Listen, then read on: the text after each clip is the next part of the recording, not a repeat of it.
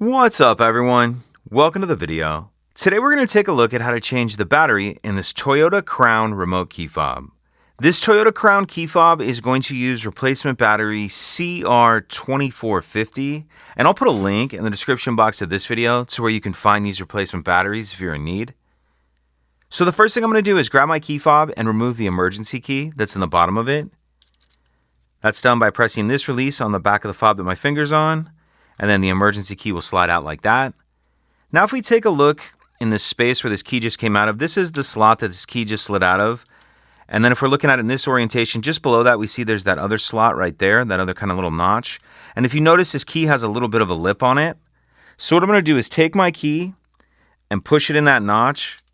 Make sure it's all the way pushed in, then I'm just going to twist like I'm opening a lock.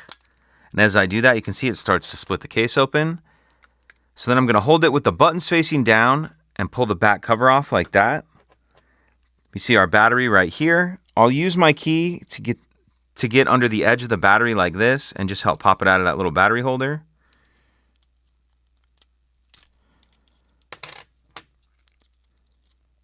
Once we get the old battery out, I'll grab my new replacement battery, and you want to make sure that you're installing that with the plus side up, positive side up. And I'm going to tuck this edge in first like that, and then snap the battery down into place. And then if your circuit board is moved around at all, make sure it's sitting down in that clear rubber piece like that. And then we can go ahead and snap the back cover on. Make sure that's all the way snapped together. Slide our emergency key back in, and that's it. If you could take a second to like and subscribe, it helps us out, and I'd appreciate it.